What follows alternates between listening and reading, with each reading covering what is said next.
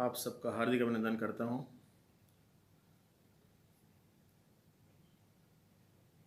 अभी तक आपने मुझे गाते हुए देखा है, इंस्ट्रूमेंट प्ले करते हुए देखा है और कहीं कहीं एक या दो जगह कॉमेडी भी मेरी आ चुकी है यूट्यूब पर। आज मैं कुछ अलग ये वीडियो बनाया हुआ हूँ। ये बालों के लिए है।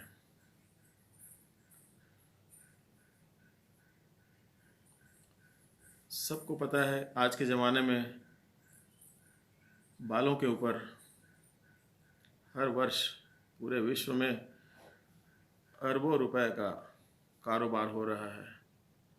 चाहे आप तेल की बात करें, शैम्पू की बात करें, दवाओं की बात करें और इन उत्पादों को लेकर जो विज्ञापन आते हैं वो भी इसमें शामिल हैं। हमें समझना पड़ेगा कि बालों के लिए आखिर क्या चल रहा है। ये भी एक कमाई का जरिया बन गया है, बिजनेस। जैसे जैसे ये बिजनेस बढ़ते जा रहा है, लोगों के सिर से बाल भी गायब होते जा रहे हैं, या कालापन तो बहुत जल्दी गायब हो जाता है और धीरे धीरे बाल भी गायब हो जाते हैं। सबसे पहले हम क्या करते हैं, अनेक किस्मों के हम तेल लगाना शुरू कर देते हैं। कहाँ से देखते हैं? विज्ञापन से। भाई वो हीरो लगा रहा है, वो हीरोइन लगा रही है, वो प्लेयर लगा रहा है, वो क्रिकेटर लगा रहा है, इतने ज़बरदस्त बाल हैं। विज्ञापन तो वो करेंगे क्योंकि उनका पैसा मिलता है उस चीज़ का। और हम कूद पड़ते हैं उस तेल को लगाने के लिए। हम देखते हैं धीरे धीरे हमारे बालों की संख्या सिर से काफ़ी कम होती जाती है और इसी के साथ साथ हम कई तरह के शैम्पू भी लगा लेते हैं।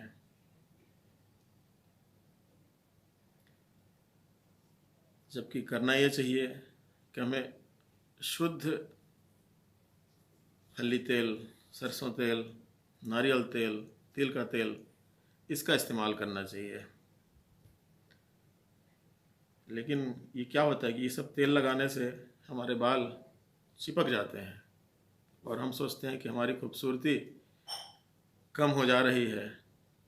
हमें इस बात पे ध्यान नहीं जाता है कि जिस तेल और जिस शैम्पू के पीछे हम पड़ रहे हैं, आगे चलकर वो हमारी खूबसूरती का क्या हाल करेगा। अब तेल लगाया हमने, मार्केट का जो विज्ञापन में देखते हैं शैम्पू लगाया, अब उसके बाद और क्या बचता है लगाने के लिए? वो स्थिति आ जाती है कि हम विग लगा लें या तो सिर पर चंद बाल उगा लें ताकि हम गंजा ना कहलाएं।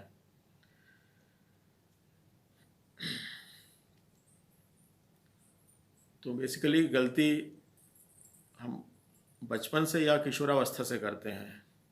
बचपन में की गई गलती हमारे माता पिता समझाकर हमें सही रास्ते पर ला सकते हैं, लाते भी हैं। लेकिन जैसे जैसे हमारी उम्र बढ़ते जाती है, 13, 14, 15, 16, धीरे से हम कॉलेज में आए, तो उस समय तो बस एक जुनून रहता है कि हमारा हेयर स्टाइल ऐसा होना चाहिए, वैसा होना चाहिए, हमें ये तेल लगाना चाहिए, हमें वो शैम्पू लगाना चाहिए। और यहीं से हम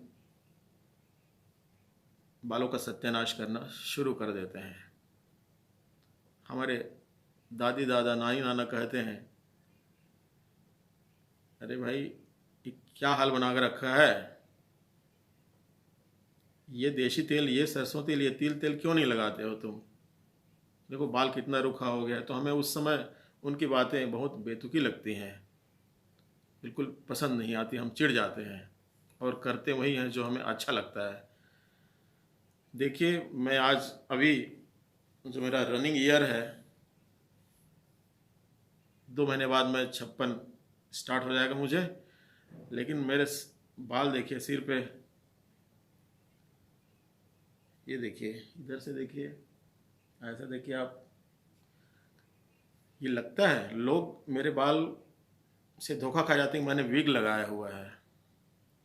आपको विश्वास नहीं होगा, मैंने कभी डाई नहीं किया और अभी भी मेरे पके हुए बालों की संख्या जो है 0.1%, 0.1% से भी कम है। अर्थात 1000 बाल में एक बाल से अधिक किसी हालत में नहीं पके हुए हैं, इतने कम सफ़ेद हुए हैं मेरे बाल।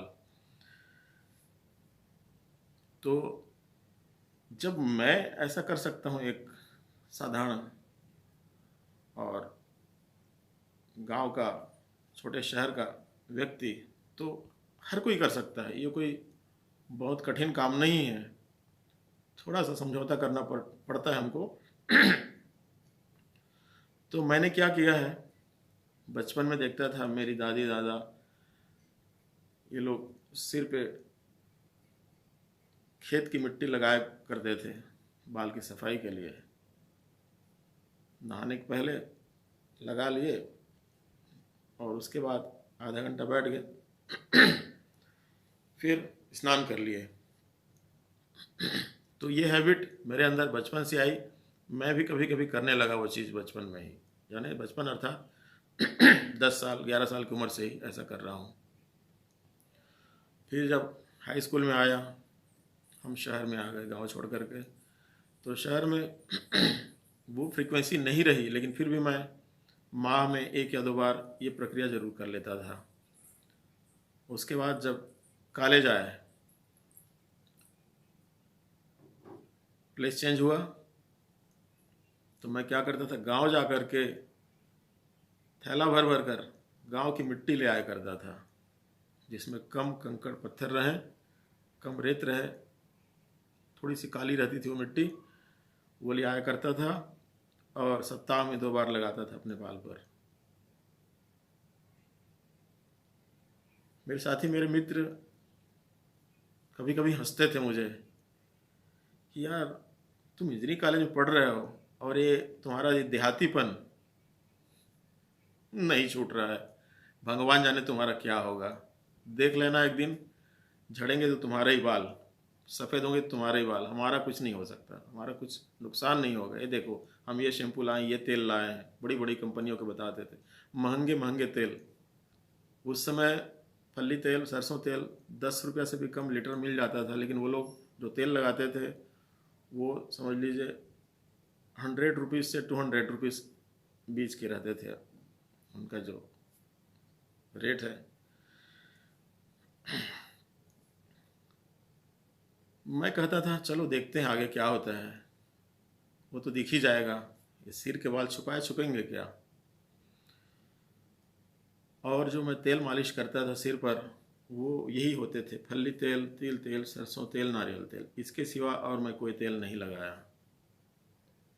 और ये तेल या तो मैं रात में सोने के समय लगाता था और कम से कम 10 मिनट मालिश करता था, या फिर सुबह नहाने के बाद गीले बाल में ही मैं तेल की मालिश कर लेता था। मालिश की सही प्रक्रिया यही है। और मालिश करने से निश्चित रूप से कुछ बाल तो झड़ते हैं। यदि 30-40 बाल झड़ गए तो उससे घबराने की ज़रूरत नहीं है, क्योंकि उस 30-40 के बजाय 60-70 बाल आने तो गारंटी है आपके, यदि आप सही ढंग से दिनचर्या कर रहे हैं, खान पान सही, आपका सिस्टम आपने सही बना के रखा है, तो बालों को मालिश करने से कोई नुकसान नहीं होता, फ़ायदा ही होता है। और मैं मिट्टी का ही प्रयोग करता रहा बाल की सफाई के लिए। साबुन या शैम्पू न के बराबर, शायद मैं कहूँ तो साल में 10 या 12 बार ऐसा मैंने किया है, अप टू कॉलेज लेवल। आज क्या करता हूँ मैं, इस एज में आकर जब मैं सर्विस में आया तो खुद का बनाया हुआ तेल खुद से बनाई हुई शैम्पू मैं इस्तेमाल करने लगा।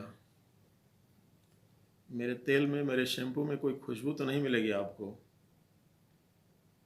क्योंकि जो हम तेल खरीदते हैं या शैम्पू खरीदते हैं उसमें जो एक सुगंध रहती है वो कहाँ से आती है? वो केमिकल से आती है। तो मैं कोई केमिकल का प्रयोग नहीं करता, इसलिए मेरे तेल शैम्पू में बदबू तो नहीं कहूँगा, लेकिन अच्छी लगने वाली उसमें कोई खुशबू नहीं होती है। और यही कारण है कि ये मैं जो तेल या शैम्पू इस्तेमाल करता हूँ इसको बताने से भी कोई करते नहीं हैं। मैंने बहुत लोग को बताया, अपने फ्रेंड सर्कल में बताया, अपने परिचितों में बताया, अपने घर परिवार में तो सबको पता ही है। लेकिन अगर थोड़ा सा हम समझौता करें तो देखिए ये फसल क्या ज़बरदस्त है।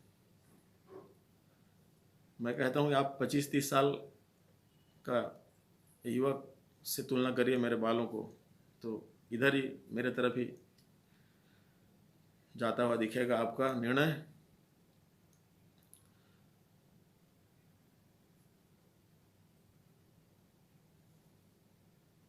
तो बेहतर होगा इस वीडियो को देखकर आप ज़रूर सोचिए इस बात पर, और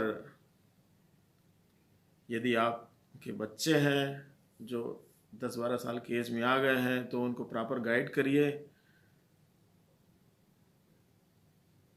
उनको धीरे धीरे समझ में आएगा ही। आप लगे रहेंगे तो अब आप कहेंगे खेत से काली मिट्टी हम कहाँ लाएं। तो देखिए, जो चीज़ हम चाहते हैं किसी न किसी तरह से हम उसके लिए प्रयास करते हैं और सफल भी होते हैं। यदि आपके शहर के बाहर 10 किलोमीटर 20 किलोमीटर बाहर खेत है तो निश्चित रूप से आप यह व्यवस्था कर सकते हैं, मिट्टी की व्यवस्था कर सकते हैं। और आप गूगल सर्च में देख लीजिए आयुर्वेदिक तेल बनाने का या शैम्पू बनाने का तरीका। और यदि आप चाहें कि मैं कैसे करता हूँ, क्या मिलाता हूँ, कैसे बनाता हूँ, तो आप पूछेंगे तो मैं ज़रूर बताऊँगा। तो बालों की सुरक्षा के लिए आप इस तरह से आगे बढ़ेंगे तो आपका बहुत सारा पैसा बचेगा भी और बाल भी बचेगा, इस बात की गारंटी है। तो मेरी शुभकामनाएं आपके साथ हैं। धन्यवाद, नमस्कार।